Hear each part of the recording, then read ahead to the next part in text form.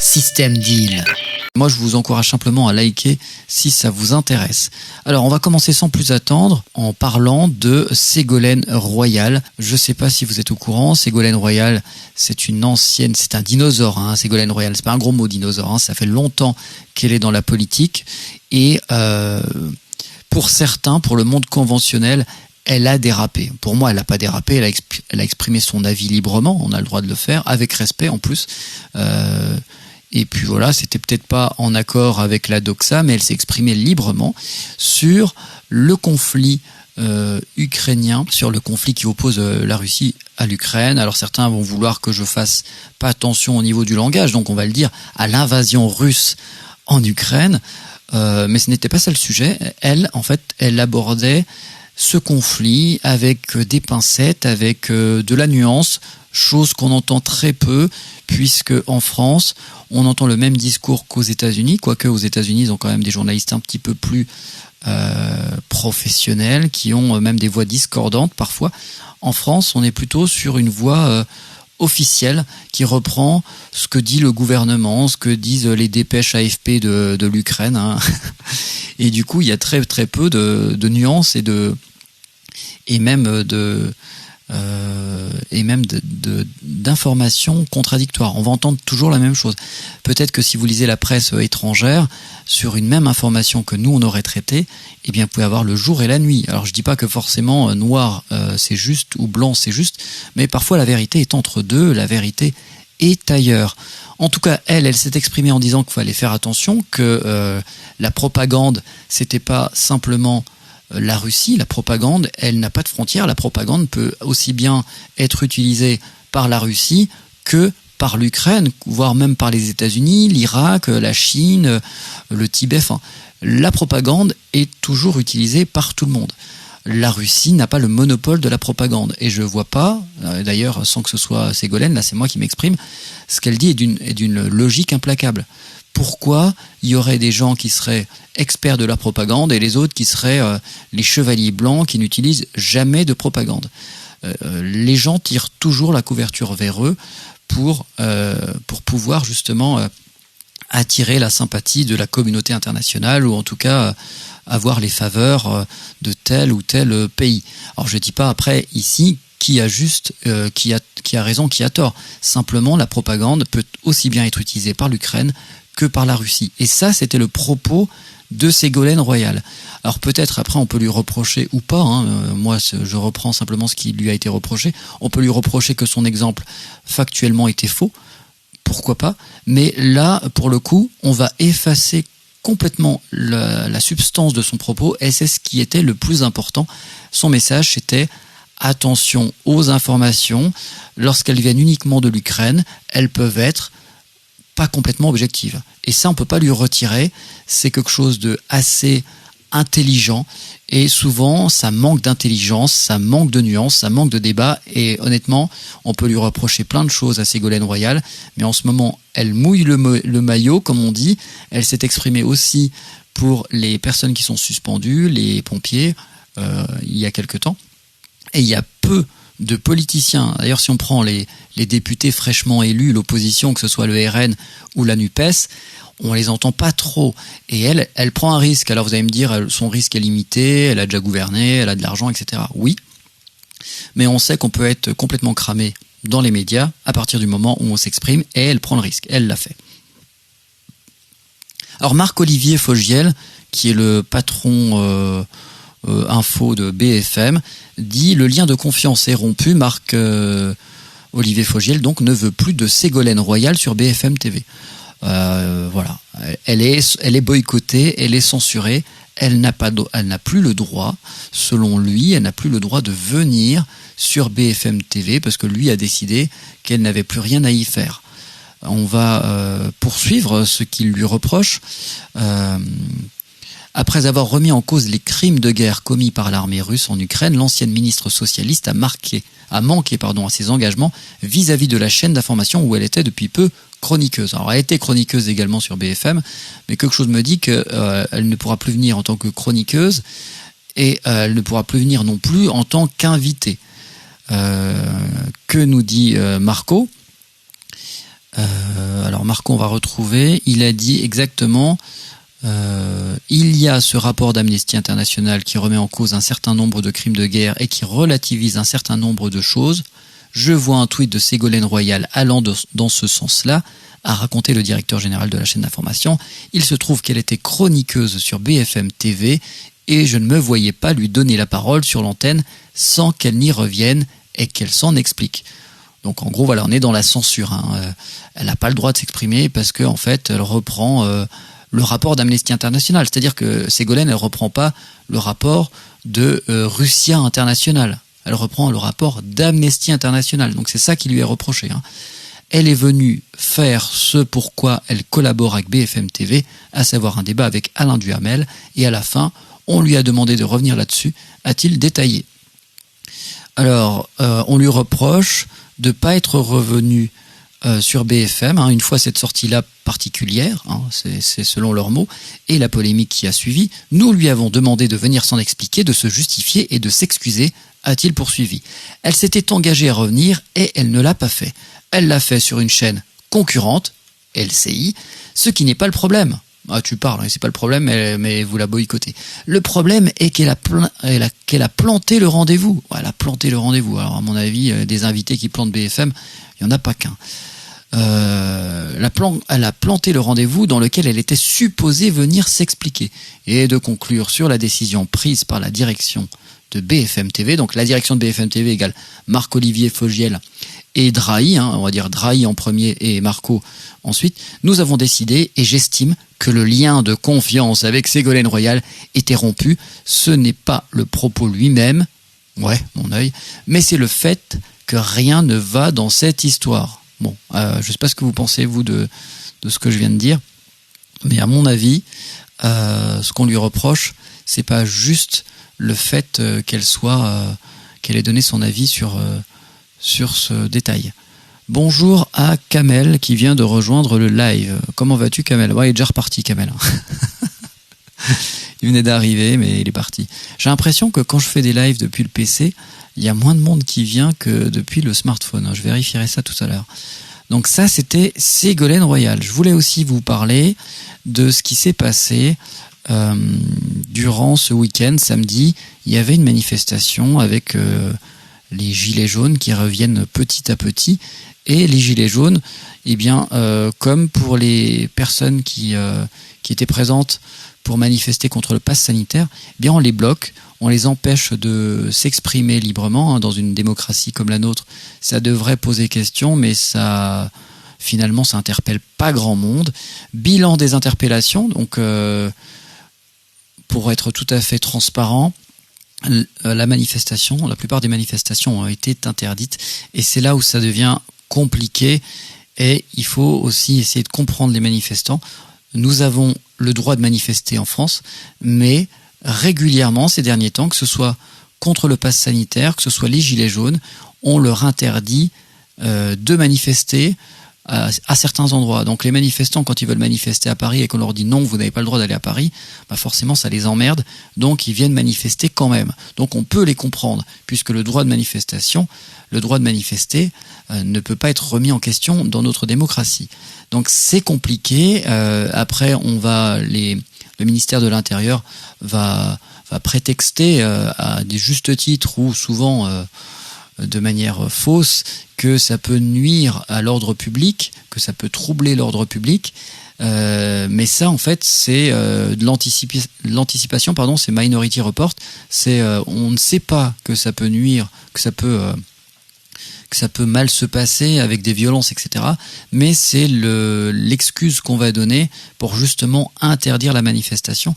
Et on a eu le summum de la connerie avec mars dernier, je crois, la manifestation pour la liberté ou des libertés, ou le convoi des libertés, je crois que ça s'appelait comme ça, où en fait les gens étaient arrêtés avant même qu'ils ne manifestent, et ça devrait heurter monsieur et madame tout le monde. C'est-à-dire, on peut pas, par exemple, venir me mettre une amende avant que j'ai démarré ma voiture et que j'ai été flashé à 135, 140, 150 au lieu de 130. On devrait attendre que je commette l'infraction. Eh bien, dans notre beau pays, nous avons fait comme en Russie, nous avons qu'on critique sans cesse, nous avons mis des amendes à des gens qui n'avaient pas encore commis d'infraction. Donc là, c'était vraiment le summum, c'était en mars 2022, renseignez-vous, vérifiez ce que je vous dis, ce ne sont pas des fake news, et ça a eu lieu en France. Alors ça, c'est pas tout à fait ce qui s'est passé à Paris, toujours est-il qu'on est allé contrôler des gens pour vérifier s'ils allaient en manifestation, et qu'il y a eu nombre d'interpellations, il y a eu exactement 103 interpellations, 93 pour participation à un groupement en vue de commettre des violences ou dégradations. Donc c'est important ce mot. En vue de commettre des violences ou dégradations. C'est-à-dire qu'on ne sait pas, mais qu'on juge que c'est possible. Alors si c'est quelqu'un, bien sûr qu'un cocktail Molotov, il n'y a pas de doute. Mais souvent, ça va être, oui, mais il avait une arme par destination. Il a un casque de moto, ou on va vous trouver une excuse pour pouvoir bien vous enfoncer et vous mettre une amende pour que vous ne recommenciez pas. Je vous invite à vérifier par vous-même. Souvent, c'est... moi, je suis pas anti-policier, hein, clairement, je vous le dis, parce que je vous vois venir. Hein, je suis pas une caricature de gauchiste. D'ailleurs, je suis apartisan. Je me retrouve dans des idées de gauche, mais je me retrouve également dans beaucoup d'idées de droite, pour être tout à fait clair avec vous et transparent. Mais concernant la police, en tout cas comme elle agit à Paris lors de ces manifestations, clairement, il y a un excès d'autorité. Et il y a des choses qui sont très injustes.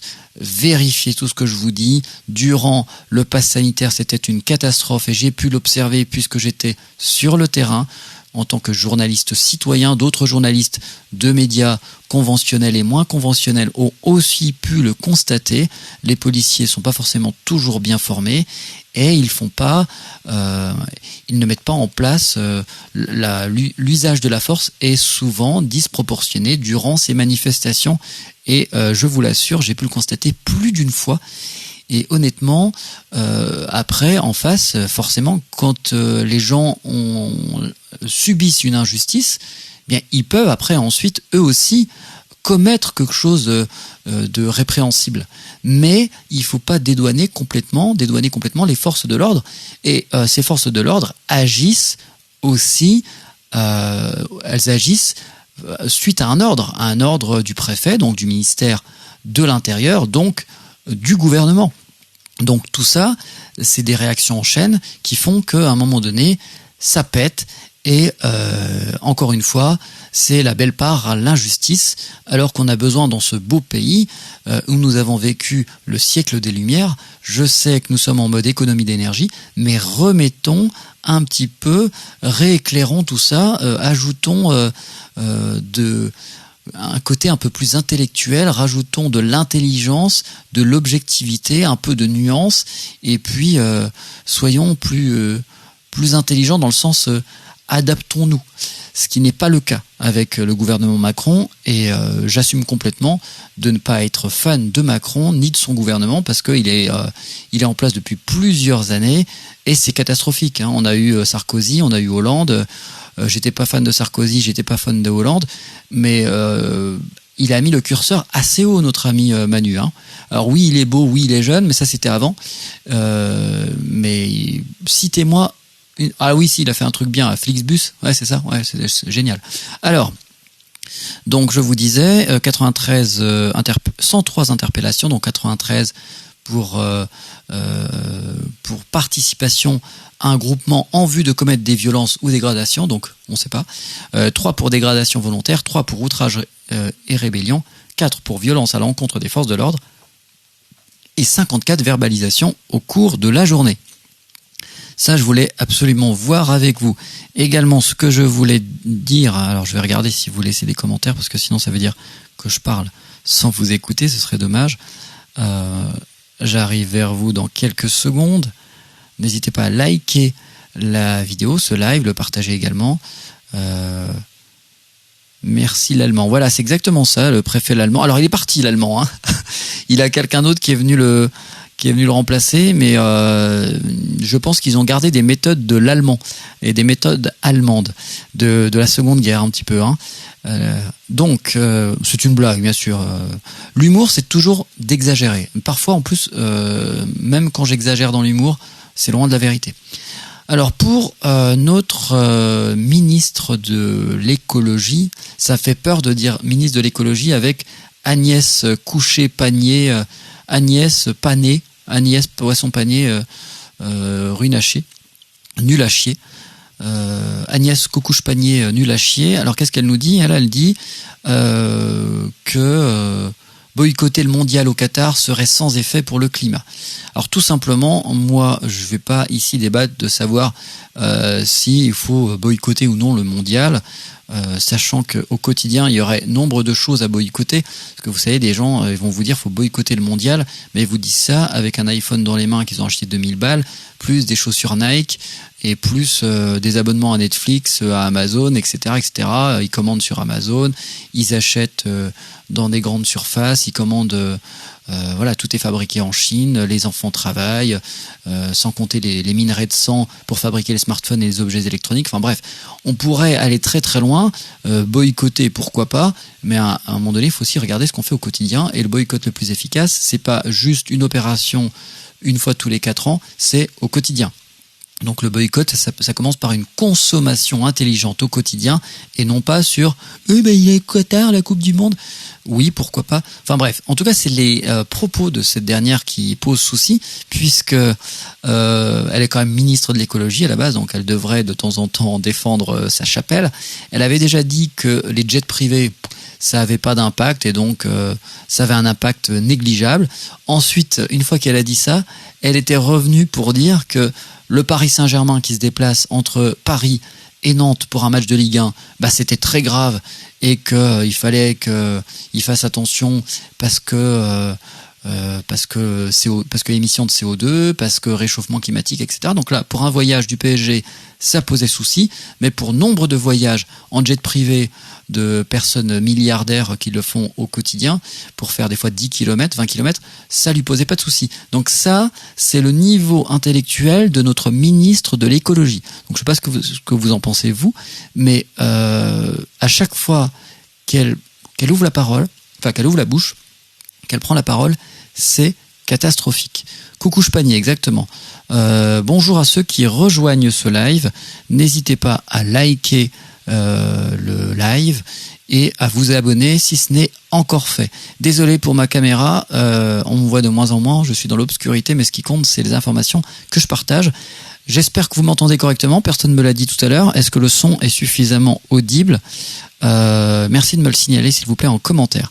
Alors la suite de la discussion, donc Coucouche Panier, alors voilà, le nom c'est Agnès Coucouche Panier, nul à chier. Voilà, c'est comme ça que je vais la surnommer à partir d'aujourd'hui. Je voulais également vous parler de Florian Philippot, non pas en tant que groupie. Florian Philippot, je vous en parle parce qu'il a partagé quelque chose que j'ai pas eu le temps de vérifier. Donc on va prendre avec des pincettes. J'ai pas eu le temps de vérifier. Je le ferai ce soir. Mais en général, on peut ne pas être d'accord avec lui, mais il est pas trop dans la fake news. Alors, on m'a dit quoi ? On me dit nickel le son. Merci à vous. N'hésitez pas à liker, s'il vous plaît. C'est pour emmerder l'algorithme de TikTok, comme l'algorithme de YouTube. C'est pas forcément ce type de contenu qui est mis en avant. Il faudrait que je montre mes nichons ou que je montre mes fesses, ce que je ne ferai pas.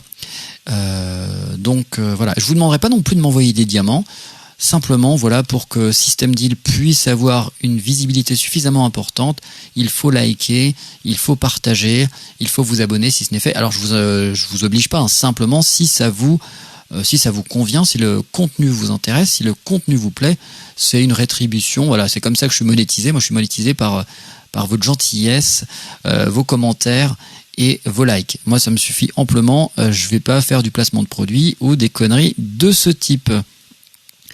S'il faut emmerder le monde, je suis prêt. Ok, que pont 3. Et puis pour les gens qui viennent de rejoindre, simplement, je suis en train de tester TikTok Live Studio depuis mon PC pour pouvoir justement faire des partages d'écran, utiliser ma caméra et utiliser mon micro de studio, puisque c'est du matériel que j'utilise en général pour mes lives sur YouTube ou pour la production de vidéos en streaming ou quand je fais des petits clips vidéo, puisque des fois je fais de la musique, je fais de l'humour. Un System Deal, c'est de l'humour, de la réflexion et de la musique. Je voulais également donc vous parler de ça. Alors moi je parle pas italien, mais c'est pas grave. Quando posso accendere il riscaldamento.